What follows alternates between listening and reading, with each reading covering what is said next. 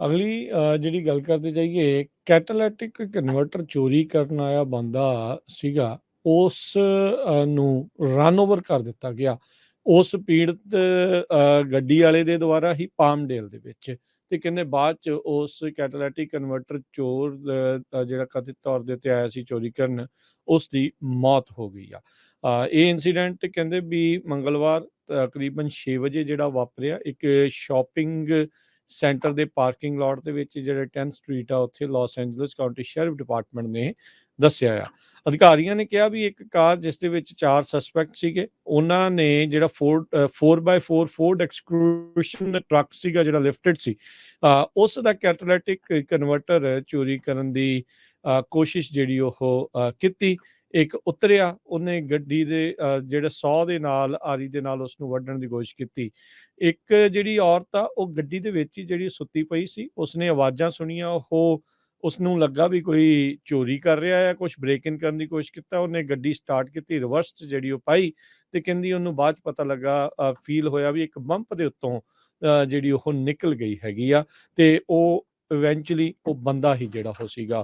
ਉਸ ਤੋਂ ਬਾਅਦ 'ਚ ਉਹਨੇ ਖੁਦ ਹੀ 911 ਕਾਲ ਜਿਹੜੀ ਆ ਉਹ ਕੀਤੀ ਆ। 3 ਹੋਰ ਜਿਹੜੇ ਕਥਿਤ ਇਹ ਚੋਰੀ ਕਰਨ ਦੇ ਲਈ ਨਾਲ ਆਏ ਆ, ਜਿਸ ਵਿੱਚ 2 ਬੰਦੇ ਤੇ ਇੱਕ ਬੰਦਾ ਤੇ 2 ਔਰਤਾਂ ਸੀਗੀਆਂ। ਉਹਨਾਂ ਨੂੰ ਪੁਲਿਸ ਦੇ ਦੁਆਰਾ ਜਿਹੜਾ ਡਿਟੇਨ ਕਰ ਲਿਆ ਗਿਆ।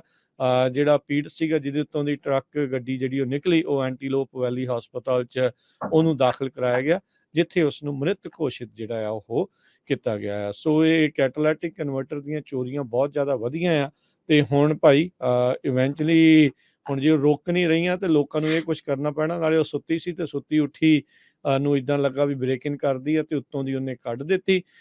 ਹੁਣ ਜਾਣਬੁੱਝ ਕੇ ਤਾਂ ਕੀਤੀ ਲੱਗਦੀ ਨਹੀਂ ਗੱਲ ਲੱਗਦੀ ਹੈਗੀ, ਪਰ ਹੁਣ ਦੇਖੋ ਕੀ ਇਸ ਦੇ ਵਿੱਚ ਕੋਈ ਚਾਰजेस ਲਗਾਏ ਜਾਂਦੇ ਆ ਜਾਂ ਨਹੀਂ। ਪਰ ਇਹਨਾਂ ਚੋਰਾਂ ਨੇ ਆਮ ਲੋਕਾਂ ਦਾ ਜਿਹੜਾ ਜੀਵਨ ਆ, ਉਹਨਾਂ ਦਾ ਜਿਉਣਾ ਜਿਹੜਾ ਬੜਾ ਦੁਸ਼ਵਾਰ ਕੀਤਾ ਪਿਆ। ਯੂਐਸ ਉਸ ਟਰੈਕ ਵੱਲ ਪਹੁੰਚ ਰਿਹਾ ਜਿੱਥੇ $19 ਟ੍ਰਿਲੀਅਨ ਨਵਾਂ ਕਰਜ਼ਾ ਆਉਣ ਵਾਲੇ 10 ਸਾਲਾਂ ਦੇ ਵਿੱਚ ਹੋ ਜਾਊਗਾ। ਕਾਂਗਰੈਸ਼ਨਲ ਬਜਟ ਆਫਿਸ ਨੇ ਪ੍ਰੋਜੈਕਸ਼ਨਸ ਜੋ ਰਿਲੀਜ਼ ਕੀਤੀਆਂ ਆ ਅੱਜ, ਉਹਨਾਂ ਦੇ ਮੁਤਾਬਕ ਇੰਟਰਸਟ ਰੇਟ ਉਹਨਾਂ ਨੇ ਕਿਹਾ ਵੀ ਹੋਰ ਸਾਨੂੰ ਵਧਾਉਣਾ ਚਾਹੀਦਾ ਹੈਗਾ ਆ। ਤੇ ਬਾਈਪਾਰਟੀਸ਼ਨ ਸਪੈਂਡਿੰਗ ਬਿੱਲ ਐਡ ਕਰ ਰਿਹਾ ਡੈਫੀਸਿਟ ਨੂੰ।